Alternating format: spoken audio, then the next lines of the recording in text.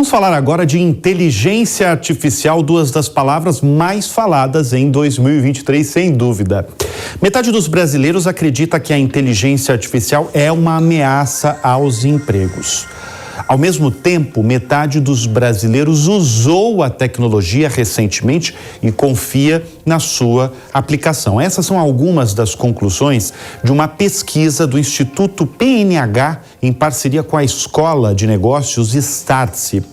A pesquisa faz parte de uma iniciativa para mapear e educar sobre a adoção da tecnologia no mercado brasileiro. E para ajudar a gente a decifrar os dados desse tema, eu recebo aqui no estúdio o Júnior Bornelli, que é CEO, na verdade não é mais CEO, né? Faz parte do conselho agora, né? Mas é fundador dessa plataforma aí, a Startse. Obrigado sempre pela presença. Obrigado. E por gentilmente vir aqui ao estúdio trazer essa pesquisa inédita. Júnior, é o seguinte, a primeira questão é que nesse meio tempo aí é tudo muito recente a inteligência artificial, principalmente quando a gente fala do ChatGPT, que foi criado em novembro. Esses dias eu li um artigo recente que diz que o novo normal é a gente estar confuso. Talvez não você, porque você respira isso. Com tanta novidade vinda da inteligência artificial. Você acha que essa é a nossa nova realidade mesmo, estar confuso com tanta coisa que está vindo de inteligência artificial? Bruno, eu não tenho dúvida, eu acho que a inteligência artificial é algo que vem para ficar, é algo que vai estar presente nas nossas vidas, no nosso trabalho, no nosso dia a dia, e como você bem disse, virou assunto de padaria, né? Todo mundo fala de inteligência artificial. É isso aí. Esse ano virou uma conversa que todo mundo tá falando, tá preocupado. E quando chega nesse nível, é porque virou algo palpável, né? Diferente de um metaverso que a gente escutava tanto falar, mas não conseguia tocar, não conseguia ver isso em lugar nenhum. A inteligência artificial está no nosso trabalho, está no meu filho fazendo tarefa de casa. Isso, de fato, se popularizou muito e daqui para frente vai estar cada vez mais no nosso dia a dia. Bom, vamos mostrar, Edu, os primeiros dados aí dessa pesquisa que a Startse fez sobre inteligência artificial, é uma pesquisa muito legal porque fala aí do brasileiro. Quais áreas, vocês perguntaram isso, né, para uma porção de pessoas aí, em quais áreas pode trazer mais, a inteligência artificial pode trazer mais benefícios? A área de saúde foi a líder, com 27% que mais pode trazer benefícios. Depois tem a área de educação, logo em seguida a área de negócios, depois tem transportes, meio ambiente, ciência, a partir daqui também vai caindo, né? Daí não ajuda em nada, 5% não ajuda em nada, e não soube responder 8%.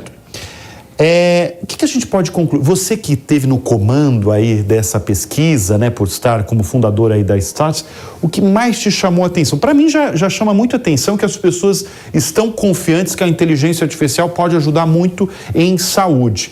Mas para você, Júnior, o que mais te chamou a atenção? O que te surpreendeu nessa pesquisa? Eu acho que foi interessante, Bruno, a gente olhar aqui, né, esses dados e perceber exatamente como que o brasileiro tem essa percepção em relação a quanto a inteligência artificial pode mudar a vida dele. Primeiro, o impacto ele é positivo, as pessoas acham que a inteligência artificial de fato veio para ficar e pode mudar as nossas vidas. Mas quando a gente olha aqui por setores, saúde, por exemplo, 20% das pessoas que responderam à pesquisa mostram que acreditam muito na inteligência artificial trazendo benefícios para a saúde. Mas tem 24% que olham e dizem assim, não, eu ainda prefiro o médico sentar no consultório, exatamente. Mas tem um intervalo aí de 41% das pessoas que dizem, eu acredito a partir do momento em que eu veja os resultados, ou seja, à medida que o algoritmo vai ficando melhor, ele vai conseguindo trazer diagnósticos mais precisos, vai trazendo resultados melhores, vai fazendo com que aquela fila, por exemplo, de pessoas que precisam de um raio-x, de um ultrassom, diminua, porque hoje você precisa de um médico para analisar 200 imagens por dia. O algoritmo ele é uma ferramenta poderosíssima que vai fazer com que esse médico analise 2.000 imagens por dia, com bastante precisão. Então, quando esses resultados começam a aparecer, o brasileiro se mostra muito propenso a utilizar ou acreditar na tecnologia. Então, tem 60% dos brasileiros aí que de cara dizem que, a partir do momento em que eu vejo que isso de fato traz resultados positivos, eu acredito e aceito que o algoritmo faça um diagnóstico de um problema de saúde que eu tenho. Isso já está acontecendo, né? Os algoritmos, a gente pode chamar que eles dão um diagnóstico mais certeiro, mais eficiente? Eles têm muitos dados, né? Então, por exemplo, o câncer de pele, onde a primeira imagem é a análise, o primeiro diagnóstico é a análise dos padrões daquela pinta, daquela manchinha. O algoritmo ele tem milhões de imagens, milhões de dados, milhões de padrões, e ele consegue fazer uma análise daquilo e dar um resultado muito preciso para dizer, olha, isso aqui tem 99% de chances de ser um problema mais grave. Tem que ir para uma biópsia, tem que ir para um exame. É mais assertividade do que um médico que está fazendo aquilo ali 200 vezes por dia, usando uma lente de aumento. Então, pelos padrões, pela capacidade de análise de dados, pela capacidade de matemática, ele consegue ser mais eficiente.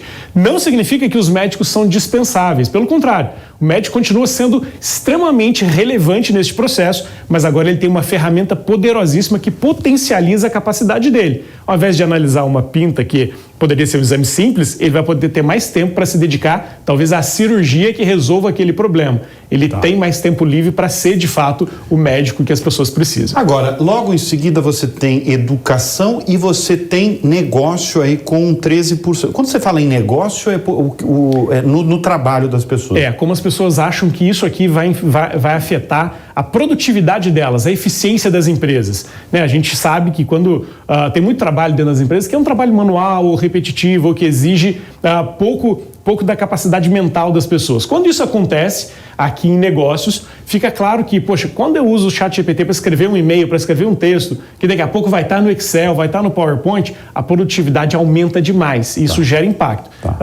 Reduz o número de pessoas ou aumenta a capacidade daqueles que estão lá. Então tem um grande processo de eficiência que se gera dentro das empresas a partir do uso da inteligência artificial. Eu quero sair um pouco desses dados aqui brutos que estão no telão aqui do Business.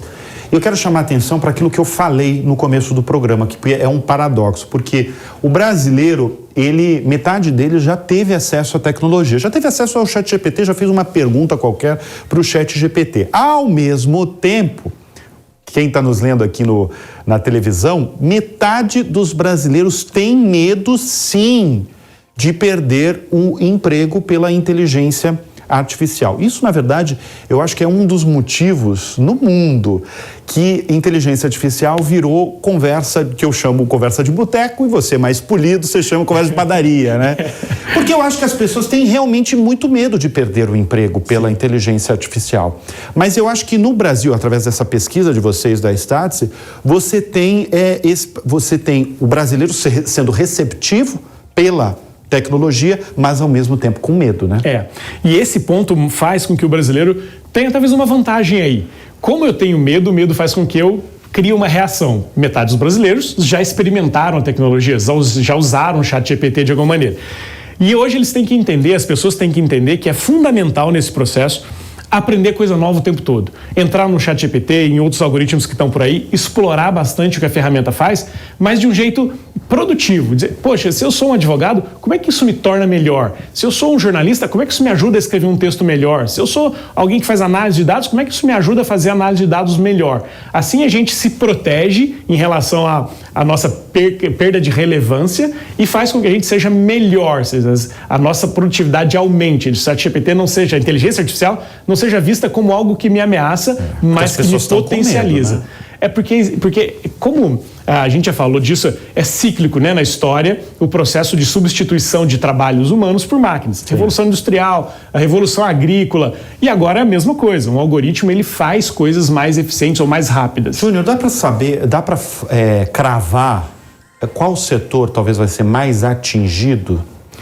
Bruno, eu acho que todos de alguma maneira são atingidos, mas aqueles trabalhos que são mais repetitivos, ou seja, o advogado que faz a mesma petição todo dia, o jornalista, o produtor de conteúdo que repete só aquilo que já estava em outros lugares, o médico que faz análise de um exame igual todos os dias.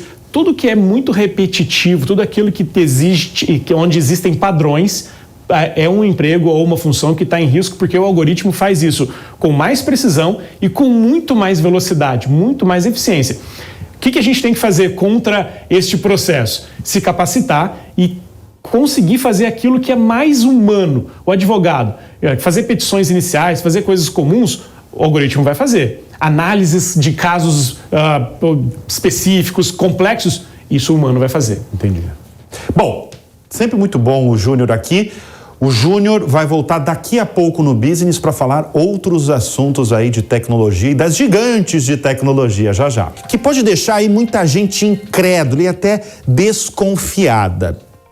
E se a Apple, a empresa mais valiosa do planeta, não tem para ninguém, a Apple tá lá na frente, comprar a Disney? Acredite se quiser, esse é um assunto aí que tem crescido cada vez mais em Wall Street, o coração financeiro de Nova York. Vamos primeiro aos números. A Disney hoje vale, também esse número vale 170, 180, 190 bilhões de dólares. Isso é o que vale a Disney. A Apple já é uma empresa trilionária. Vale aí mais de 2 trilhões e 500 bilhões de dólares, esse número varia também. Segundo analistas, a compra poderia aumentar o valor da Apple em 25%, algo em torno aí de 3 trilhões e 200 bilhões de dólares, um número que nenhuma empresa no mundo já alcançou na história. É muita coisa. E são vários os indícios que alimentam essa teoria de especialistas da área. Semanas atrás, nós noticiamos aqui no Business que a Apple pretende gastar $1 bilhão a cada ano para produzir filmes que serão lançados no cinema, e tudo para ganhar a visibilidade de Hollywood, para atrair mais gente para o serviço de streaming da gigante de tecnologia. O Bob Iger, que é o CEO da Disney, né, que voltou ao comando recentemente da maior empresa de tecnologia, esse cara aqui, voltou recentemente à maior empresa aí de entretenimento do mundo, ele disse no fim do ano passado o seguinte: eu acredito que se Steve Jobs estivesse vivo, nós teríamos combinado nossas empresas. Pronto, foi falar isso, que essa frase deixou muita gente intrigada. Será que vai ter relação? A relação entre as duas empresas é longa e faz tempo. A Disney, por exemplo, comprou a Pixar, né, do estúdio do Toy Story, que é do Steve Jobs, da família do Jobs. O Bob Iger esse cara aqui já foi do conselho de administração da Apple. O inverso também aconteceu. A família Jobs já foi a maior acionista da Disney. E as vantagens aí de ambas, tem muita gente que fala, né? Porque tem muito iPhone no mercado, os clientes da Apple passam muito tempo aí, passam 4 horas por dia nas telas dos celulares, e isso é agora, na verdade, muita gente está falando, né? Por conta da Disney, que tem muita gente, uma legião de gente apaixonada aí pelos parques da Flórida. A gente vai discutir daqui a pouco aqui no Business, junto com, na verdade já, a gente vai discutir com o Júnior mais aí sobre essa ligação de Apple e Disney e se realmente tem chances de essas empresas se unirem e a Apple comprar de fato a Disney. Bom, e para falar desse assunto, eu vou receber novamente aqui nos estúdios do Business o Júnior Bornelli, da Startse. Júnior, será de fato que a Apple vai comprar a Disney? Esse negócio, a gente vai viver para ver um negócio desse? Pois é, Bruno, esse assunto tomou conta, né, de algumas dos principais corredores lá de Wall Street nos Estados Unidos, dizendo que a Apple de fato poderia comprar a Disney. Mas da onde vem essa história? A relação Apple-Disney vem lá de trás. Steve Jobs ainda, quando comprou a Pixar, vendeu a Pixar para a Disney, virou o maior acionista individual da Disney, e ele sempre teve muita admiração pela capacidade de encantar as pessoas. Vale lembrar que a Apple tem 1 bilhão e 200 milhões de clientes hoje no mundo, que poderiam oferecer para a Disney um acesso enorme de clientes ao serviço de streaming da empresa, que é o segundo maior do mundo. Então, existem muitas sinergias dos dois lados. A Apple é uma empresa que não tem a sua grande máquina de atenção, como a Microsoft tem os games, tem o LinkedIn. Não, né? E o streaming da Apple também não está na liderança, não está em segundo lugar. Não está ali nos top primeiros. Mas o Google tem a sua máquina de atenção com o YouTube, enfim. A Apple não tem. Então, essa máquina de atenção faz muito sentido, né? Como você disse bem, o Google, a Apple e a Disney sempre tiveram próximos. próximos, os CEOs foram sempre próximos. Sim. Então tem uma relação aí que acho que é bacana. Isso é interessante analisar, porque tempos atrás, eu trouxe, foi assunto aqui do Business, rolou um boato aí, não confirmado, porque não fechou esse negócio, da Microsoft comprar a Netflix. Quer dizer, as gigantes aí, que a gente está falando da Apple, a mais valiosa, a Microsoft do Bill Gates, eles têm interesse em empresas de conteúdo e que, como você falou agora, de empresas que atraiam a atenção planetária, né? O grande desafio das empresas hoje é o protagonismo. Imagina quantos serviços de streaming a gente assina, quantas contas de banco a gente tem, mas a gente tem que escolher uma só para usar. E essas empresas, elas têm esse desafio.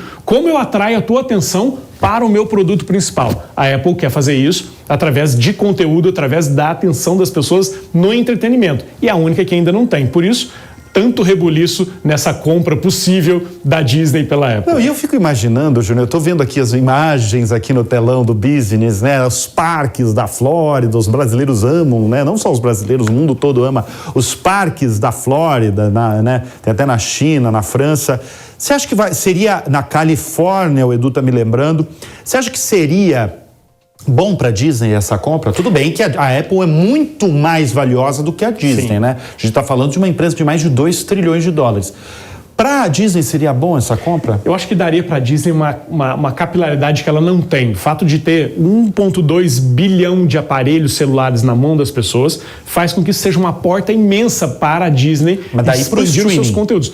Não para o streaming, mas para as experiências também imersivas, quando a gente pensa que um dia o metaverso pode ser que seja realidade, né? A experiência tanto da Disney quanto da Apple com o cliente são muito boas, né? Todo mundo gosta muito, a experiência do cliente é incrível. Então acho que ela tem bastante sinergias aqui. E a Disney também tem seus desafios, né? Também a empresa trouxe de volta o CEO antigo, que não estava indo muito bem, Iger, né? Fez demissões, então tem desafios ali, limitações de crescimento. Enfim. Agora o palpite do Júnior Bornelli, vai fechar ou não vai fechar esse negócio? Qual que é o teu palpite? Olha, eu acho que faz muito sentido, eu acho que isso em algum momento vai acontecer, mas não vai acontecer agora, nos próximos 6 meses. Em 2023 talvez não vai acontecer. Acho que não, acho que vai ser mais pra frente.